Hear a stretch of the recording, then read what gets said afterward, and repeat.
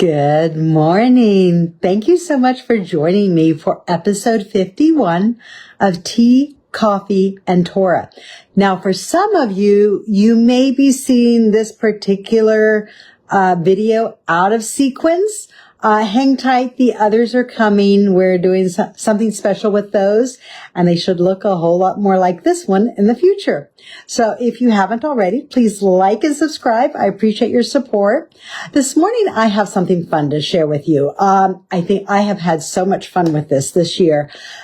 So every year I come across people who are asking, should I be keeping Passover?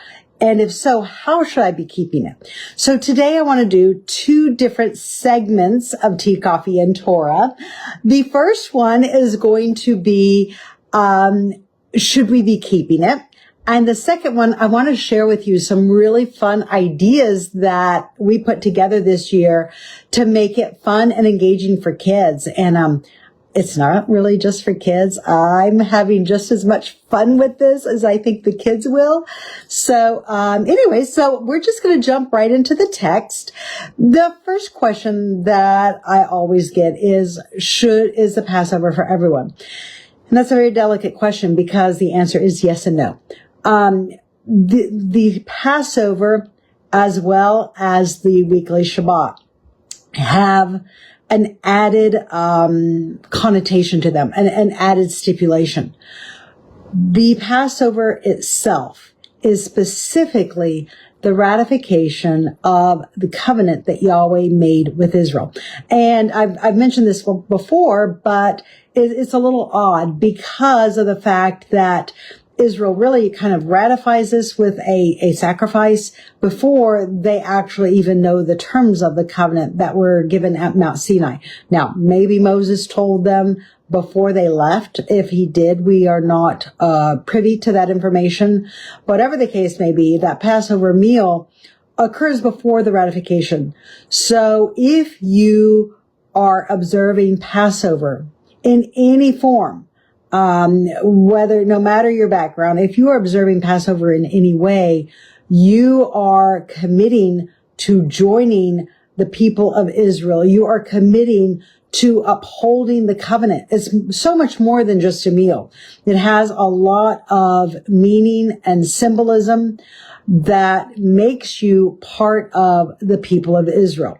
And once you become part of the people of Israel, you, at least for 3 generations, if you come from a peaceful country, or 10 generations, if you come from a hostile country like Iran or Moab, there is a distinction there. I've discussed about this in the past. We're not going to get into that today, but we will be coming back to this in a future teaching. So just know that this is just kind of an overview, a prelude, because I really want to get to the actual ceremony, the actual Haggadah that we're going to be doing Saturday night, because it is going to be so much fun that I wanted to share it with you. And it's really for kids, and for some of us that are still kids at heart, we're going to have a lot of fun with this. So I wanted to go with a little bit of an overview. So number one, just first of all, the first stipulation. Realize that if you are keeping the Passover, you're not just keeping a meal or a memorial, while it is a meal and memorial. But no, it is really the only thing that Yahweh requires as far as conversion. There's actually 2 things that Yahweh does require for someone who is a foreigner, someone who was not born within the nation of Israel, and you want to join God's people, the nation of Israel, and you want to become, for God to acknowledge you, but also to have that relationship with Yahweh, to be part of that covenant. So the number one thing that he is going to require is circumcision, as we will see today. And the number 2 thing is going to be partaking of this Passover meal. So I just really want to do a very overview of this, and just hit the highlights. Now, remember last time And I am, as you can tell, we're going to actually take two sessions where we are not going to cover the Genesis 26 verses 4 and 5 regarding the specific divisions of Hebrew law code. Rather, we are going to be looking at a specific type of law, which is going to be and I'm going to try massacre this, but I'm going to try to say it, chukat. This is a very particular type of law code, which always deals with ordinances that have cultic implications. So far in my studies, every single chukat, such as Passover and unleavened bread, are specifically mentioned under this category of law. And they are very much have a cultic function where priests would have been at play, and oftentimes where you would have come into contact with the tabernacle or later on the temple. So we're going to go over some of these broad overviews, and we're going to see this and how it plays out, because there is really incredible consistency when you go back to the original text. So Exodus 12 verse 11, it says, "And thus you shall say, and thus shall you eat it, with your loins girded, your shoes on your feet, and your staff in your hand, and you shall eat it in haste. It is Yahweh's Passover." So I don't know if you've ever been to a traditional celebration. It is anything but hasteful. It's a long, drawn-out meal. The way that I'm going to try to do it is we're going to eat it a little bit quicker. Again, probably with shoes on. We're going to try to find some staves for the kids and the adults, so that way it gives you that Exodus feel as a memorial. So jump down to Exodus 12:14. "And this day shall be a day to you for memorial, and you shall keep it as a feast unto Yahweh throughout your generations, and you shall keep it as a feast by an ordinance forever." Now, this phrase ordinance is actually the Hebrew term chok, which is in the plural here, but it's as an ordinance forever, as part of the chok of Yahweh.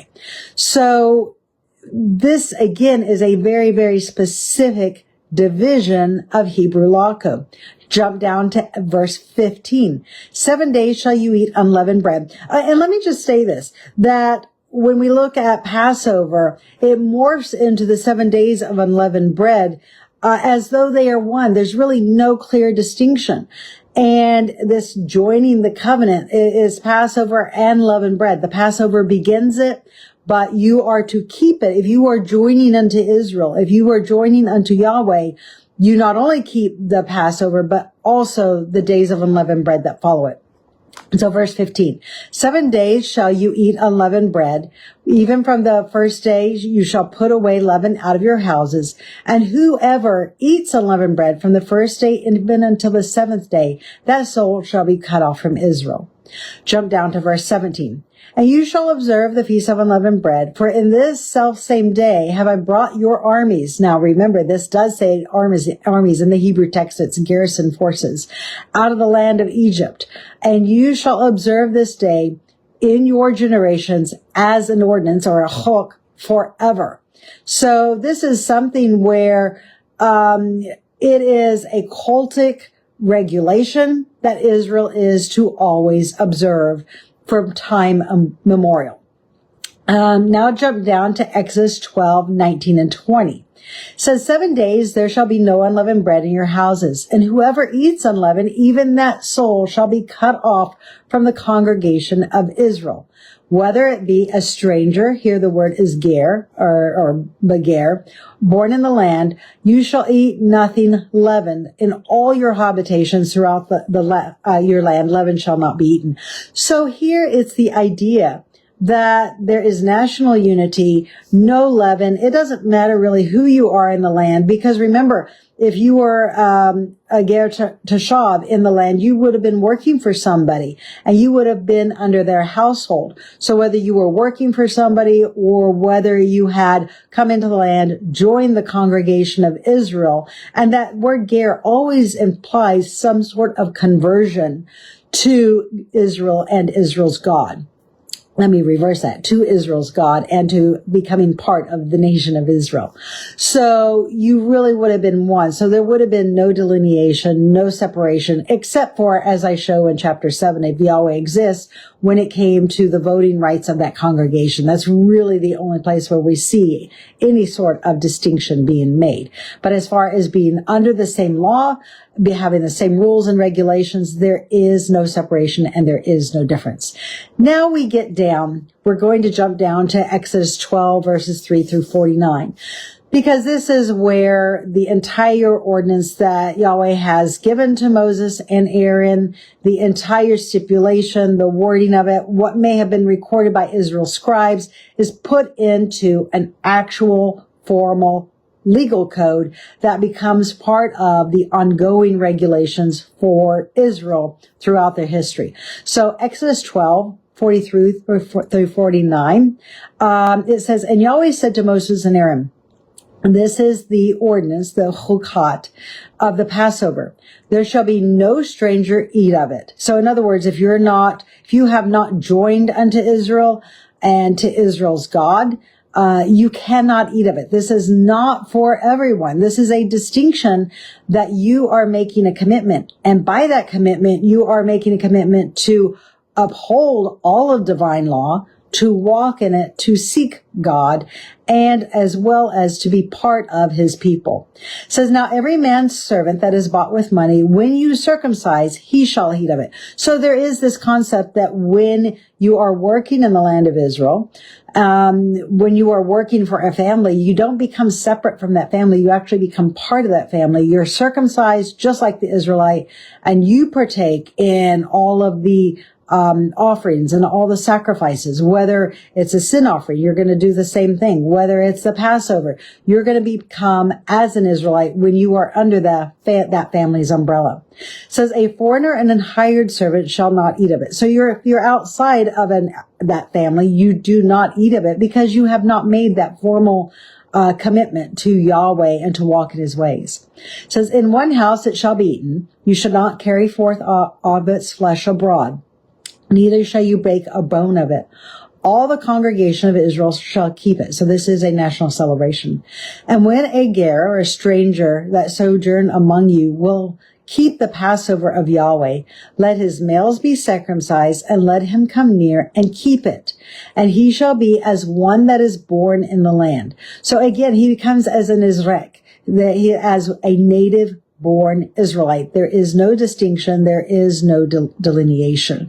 And this is why now in verse 49, Yahweh stresses, "One law shall be to him that is homeborn, and to the stranger, the ger, that sojourns among you." So you really become, if you're a ger, part of that nation of Israel. And there is no separation. And as far as what you should be observing, it is the same law code. Now, let's go to the actual observance. So here, all of these verses thus far, they really talk about keeping the Passover. So then my next question is, what is the Passover? Well, to find that, we're going to go to Exodus 12 verses 5 through 11.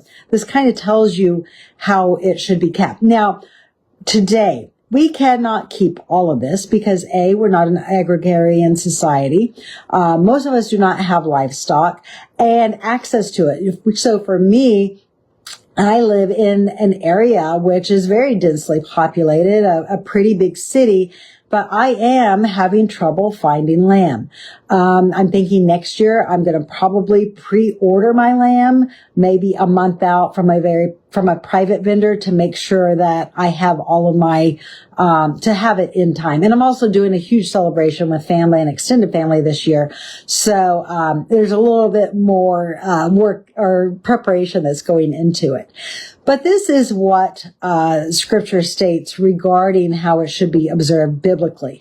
And hopefully one day we will get back to this point where we can verify all of these stipulations for keeping the Passover.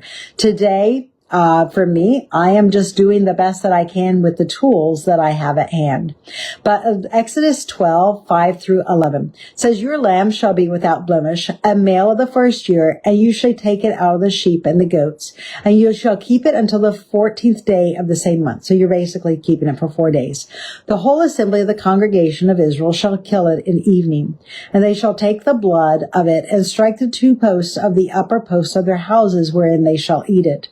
And they shall eat the flesh at that night, roasted with fire and with unleavened bread and bitter herbs. So basically you kind of have 3 things. You have the Passover, you have unleavened bread, and you have bitter herbs. Those are really the 3 things that you are required as far as the Passover meal itself.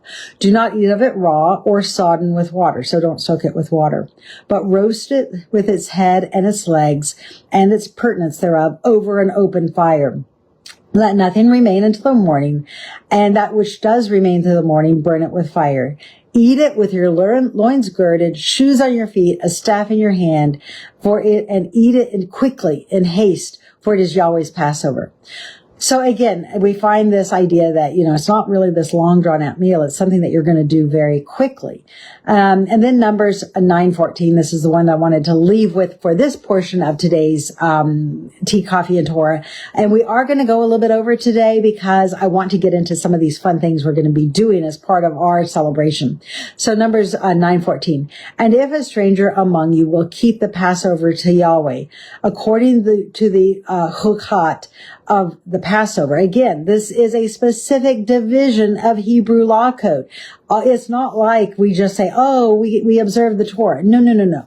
There are specific divisions of Hebrew law code. There are mitzvot, there are hachat, there are judgments, mishpat. So there are very specific divisions of Hebrew law code, and each of those divisions signifies some aspect. For instance, the judgments are going to deal with court matters, rulings, predefined constitutional rulings that are going to be applied to court cases where there is either a civil dispute or whether there is a criminal dispute. In the Torah, there is no distinction between criminal and civil, but there are judgments that will come to play. That is a different aspect of Hebrew law code than what would be the cultic, the cultic memorial that Passover falls under.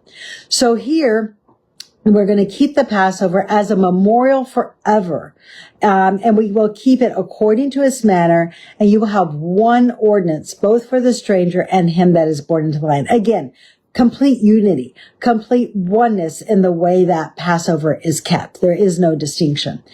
So that, I just wanted to give you a broad overview as to who is eligible.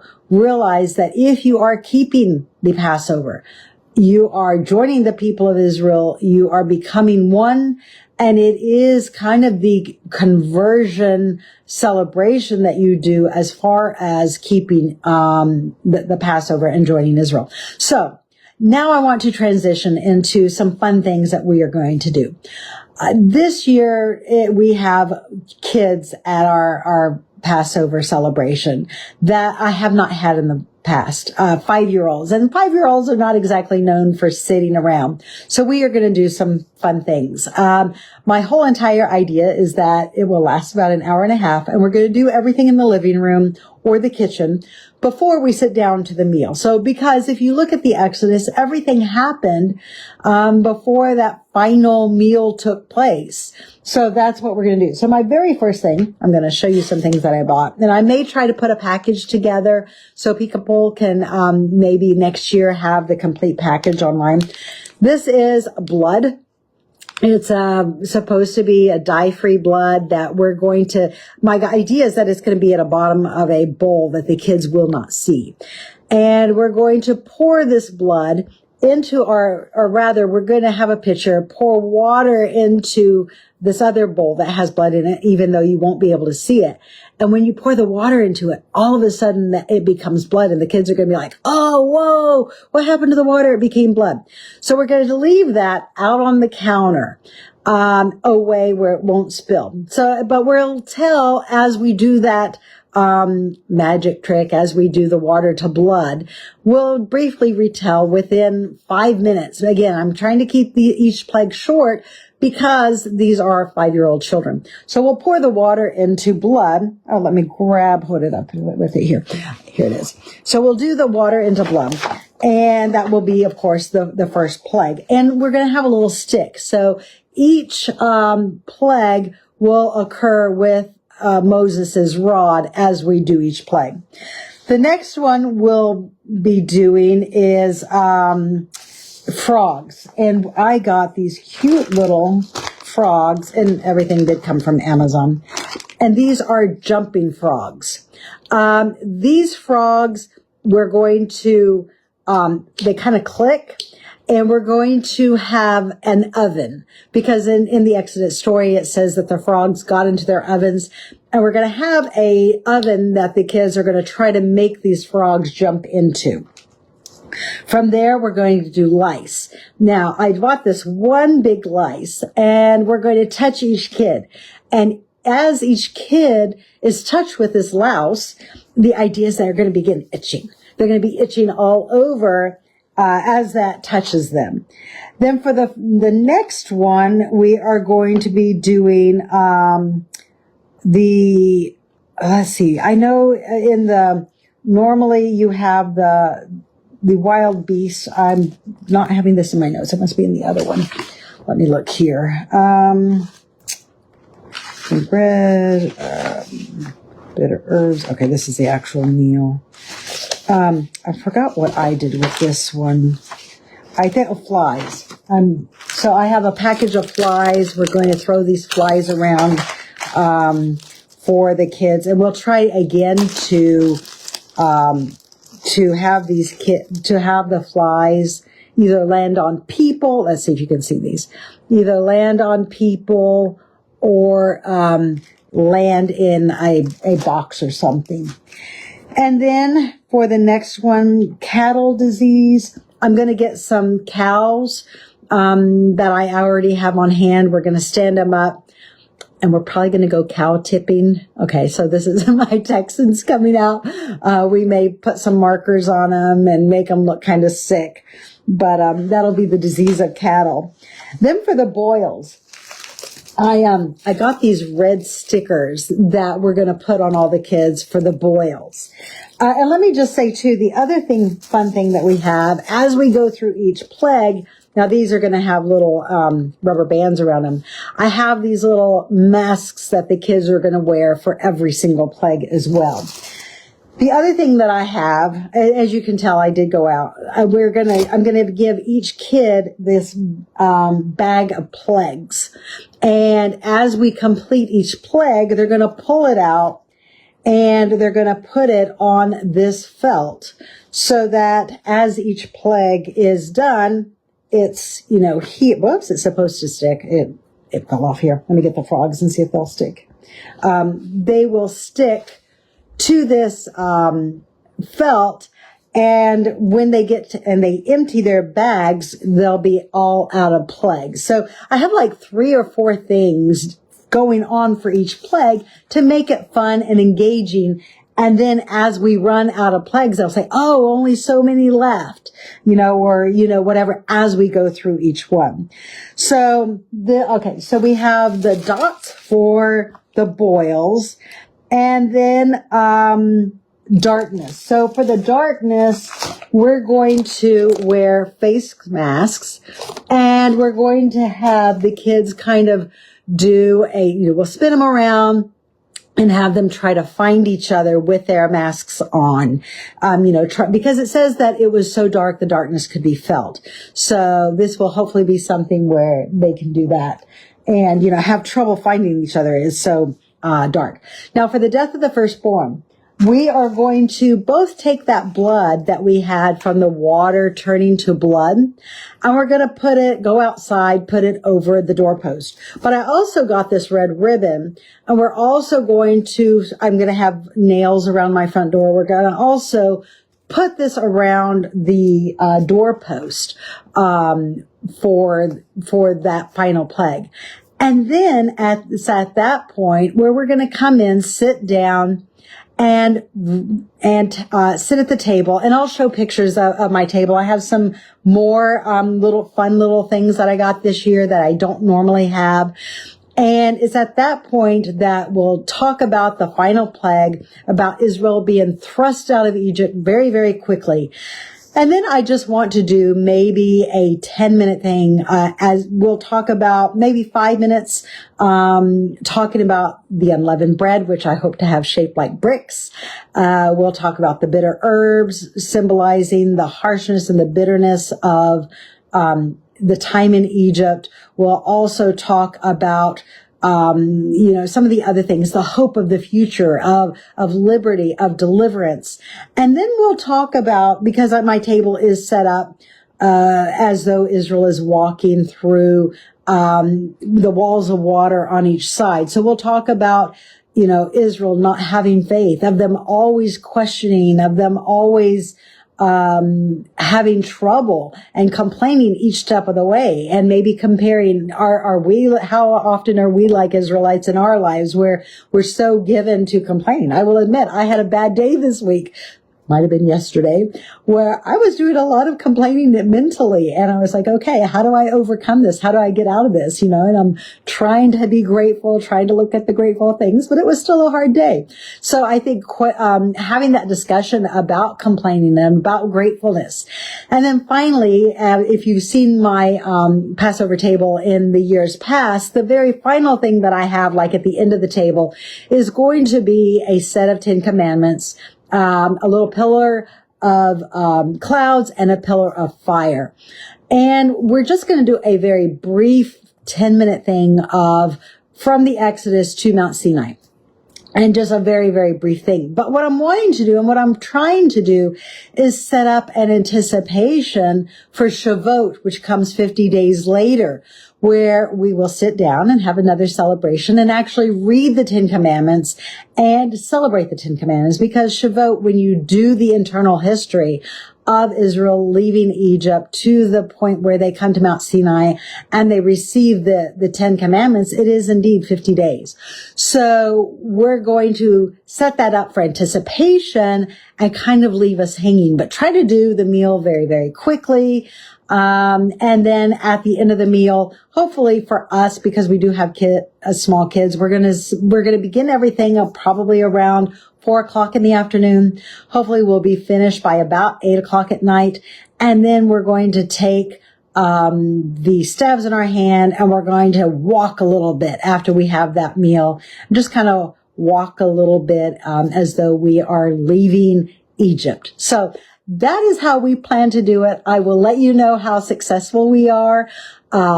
I'll come back on Sunday and give you an update, what I plan to change and modify, and how much fun we had with this. So thank you so much for joining me for this. I know we went over today, but I wanted to give you some ideas. So in case you wanted to incorporate these into your Haggadah this weekend, you could. Now, I will say I am going to try for next year to have this printed up for people, where you can modify this for yourselves and your family and your kids. And I'm sorry, but after seeing all of this put together, even if I don't have small kids, I think I'm still going to be doing this even with adults, because it is so engaging and so much fun.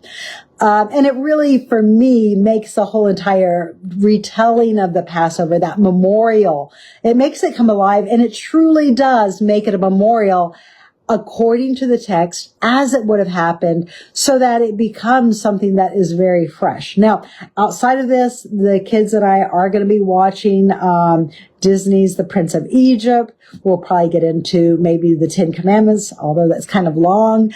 So we'll be doing some of those fun things as well on other days. So thank you so much for joining me this morning. I hope you have a wonderful Pesach. And Chag Pesach Sameach. Thank you so much for joining me from my home to yours. Shalom.